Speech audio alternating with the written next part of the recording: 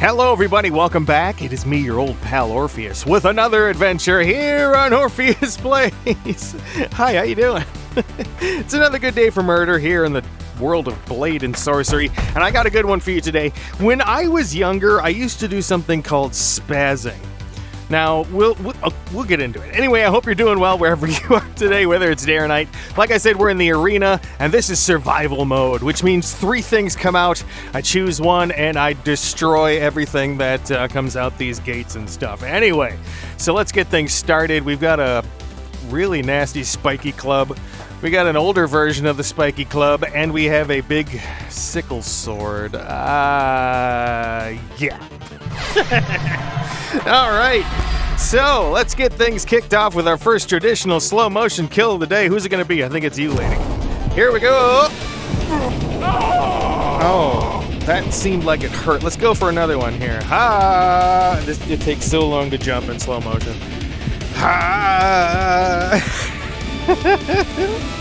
All right, hold on. We're going to get it. There we go. And now with that out of the way, let's get to today's topic. Okay, so when I was a kid, I have to preface this. I hate Zappy, sorry.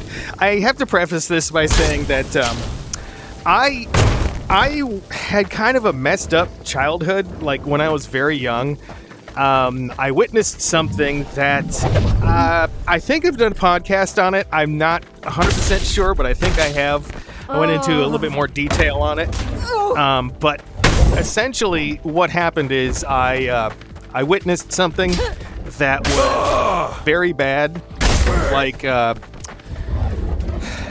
let's just say Dexter level of bad, like what happened to him when he was a kid. Not like that specifically, but something. Yeah. Anyway, so I kind of started things off like right away with a messed up sense of the world. And so what it did is it changed the way... Get off of my sword. It changed the way that I kind of interacted with the world. And it's something that normally, like, you don't get PTSD from anything until, you've had a little bit of abuse and, maybe one horrible event. But normally, you don't, like, develop PTSD when you're, what, 4, 3, somewhere in there. And it's because I saw, like I said, I'm not going to go into it here. Anyway, so what that did is it kind of gave me this twisted sense of what the world was. And it kind of, it changed the way that, that I interacted with the world. And part of the problem was, my parents kind of poo-pooed the whole thing that happened. Either that or there's a sinister story behind it somewhere, but we'll go into that at a later date, or go check out the podcast if I did one. I don't even remember. I got brain damage, folks. Give me a break. So, and so when I was like growing up and doing normal things like socializing, instead of like socializing in terms of like, hey, you'll be the cop, I'll be the robber, or something like that, I was always like the assassin and they were always the target. And it's like there was a fundamental difference in the way that I would even play with people.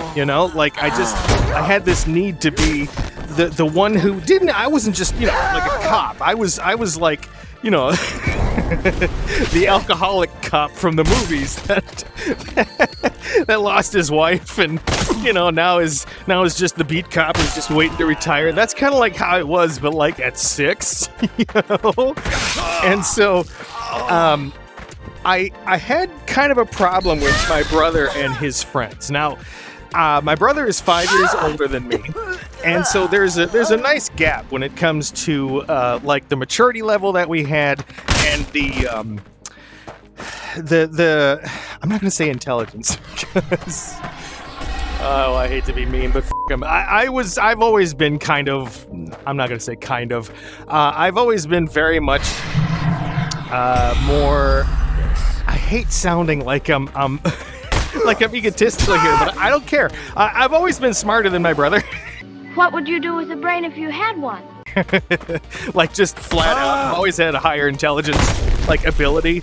And it's always kind of been a gap because he was the one that was, always the varsity sports, but he was always really good at him. He was the captain of the team or, captain of the defensive line or whatever. He was in every single sport. Now, I did sports too, but I'm a little smaller than my brother. And I always kind of, when everyone else was out in the field for baseball and they'd be, watching the pitches and everything, I'd be over like playing with a dandelion or something, right? And so, like, everything that I did was kind of based around trying to avoid conflict, but at the same time, I always had this boiling kind of rage underneath. And it started when I was, like, 6 or 7, somewhere in there. And I would always get picked on by my brother and his friends. And of course, that's what you do, right? You have a younger sibling, you gotta mess with them. That's part of your job as an older sibling. You kind of give a little bit of crap once in a while, like, oh, what? Where'd he go? Come here. No, don't meow. But so it was always them picking on me, And again, that's what you do when you're an older sibling or whatever. You pick on, on your siblings and everything. Well, this went a little far because for some reason, they love to just get me wound up. Like, just get me all going. And, I had pretty severe ADHD back then. Still do, I suppose. But, I mean, buried in everything else I got going on and whatever. So I was always just kind of, wound up to begin with. A little bit higher setting than... my CPU was a little overclocked all the time. And so it was really easy for them to screw with me. And so they'd get me wound up, and it would eventually get to this point where I would do something called spazzing out. And spazzing out was not like... Get out of my face. Come here. Spazzing out was like... Where did that go? Spazzing out was like your next level freak out, okay? It wasn't just me being like mad and stop it, guys, or whatever. This was like, totally next level stuff. And because it was like, oh, that had to hurt. Anyway, it was like next level stuff. I would start grabbing things and like, threatening to go after them with it and stuff like that. And, I would grab like a stick and start chasing them or something like that. And they thought it was hilarious. They'd all start, going like, oh no, and start running away like all comically and stuff.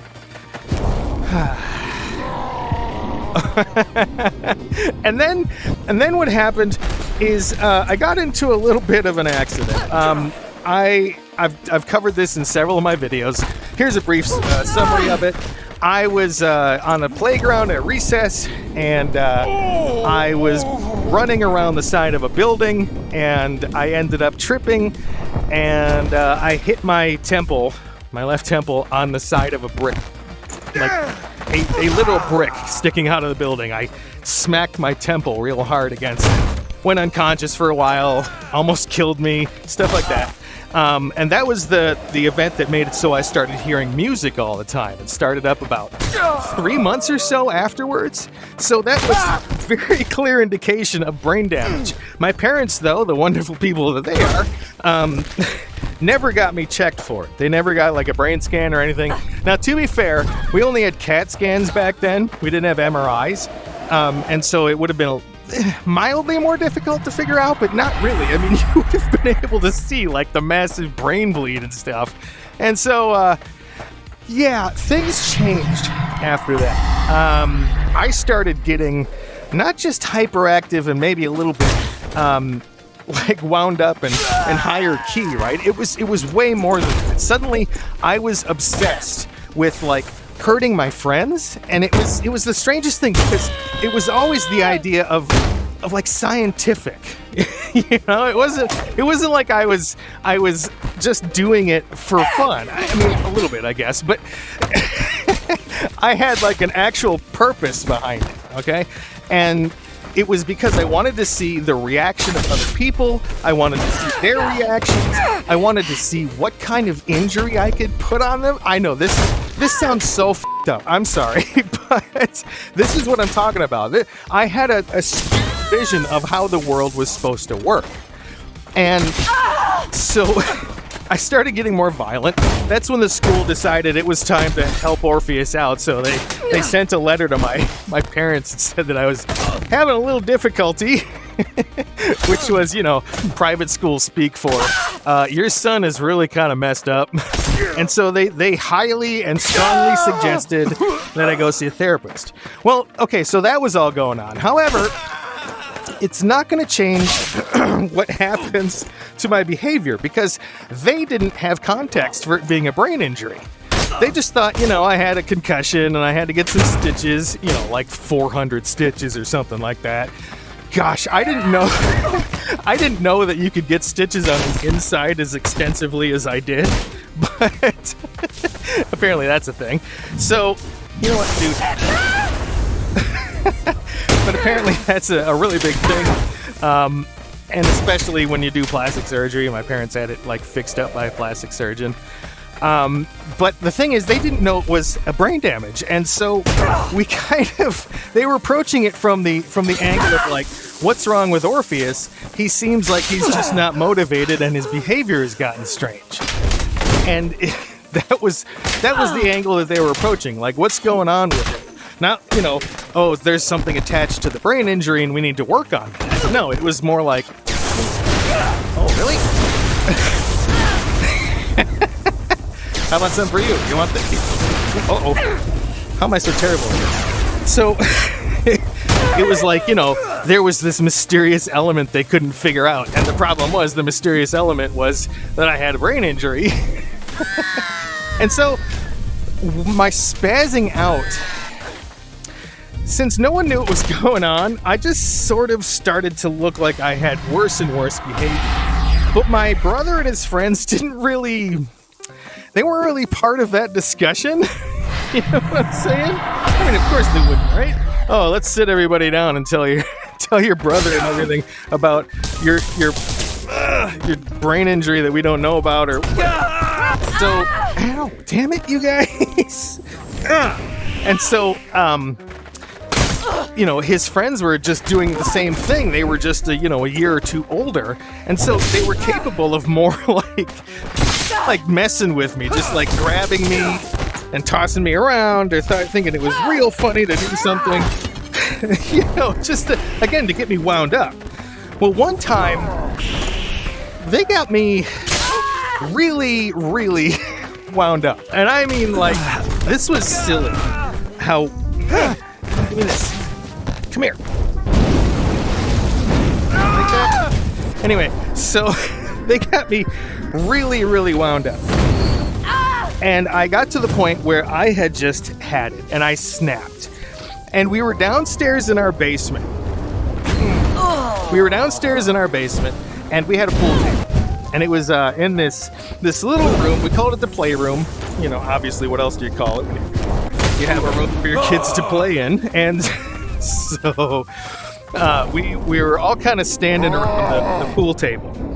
And what happened was they started to screw with me. I was like, stop it, guys. I'm not digging this. Stop it. And they kept going. And I was about to shoot pool, right? I was about to hit the ball. I was doing the thing with the pool cue that you do, right? And I lean back, and my brother puts his face down right in front of the pocket. And he goes meh, meh, meh, that swing batter thing you do. Hey, batter. It was kind of like that, but the equivalent for pool, right? And so I had it. I smacked that ball so hard, it hit him in the teeth and chipped one of his teeth. And then he was like, oh, what the hell? And his friends started making fun of me. They were like, oh, what the hell, psycho, right? And so I started picking up pool balls. I started picking up pool balls and chucking them at these guys. And it was full-on baseball swing. I was just as hard as I could go with it. And so they all started to freak out. And they started running out of the playroom. This time the screams that were coming from him weren't oh, here he comes, he's coming to get us. This time it was more holy shit, get out of the way, he's nuts. Call the fire department. Like that kind of thing. And so I hucked a few more pool balls at him, and that didn't really get the effect that I was looking for. I decided the arms race was time to escalate things, even though they were running away. I didn't care. I went over to the dartboard. You bastard! So I went over to the dartboard and I grabbed a handful of darts. Now, luckily, I wasn't very good aim with throwing things, as you've seen in this game. I'm terrible at throwing weapons, so that was kind of a thing in real life too. I couldn't really connect with any of them, but again, like, you have to imagine they're running out of the basement and there's like doorways and they're like booking it and there's a dart that just goes thunk in the door frame next to them. Like, oh my god, run! So I used to be kind of a messed up, kind of violent kid, and I've matured a hell of a lot, obviously, since I was like 8 years old, and it's to the point where I can manage it. I mean, obviously, I haven't spent time in prison or anything, but it's kind of the point where I manage it. It still pops up once in a while, and obviously, there are demons that people have to deal with. Everyone's got demons. You got demons. I got demons. Your brother there has demons. Just remember,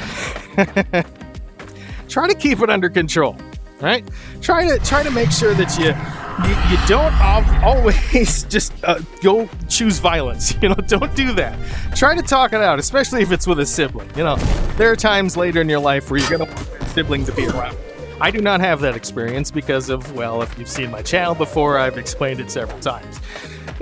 Anyway, so I hope you enjoyed that story of the little violent demon that I one point. Anyway, we'll see you in the next one here on Orpheus Plays. Be good, do good, and treat yourself well because you deserve it. And we'll see you next time. Bye!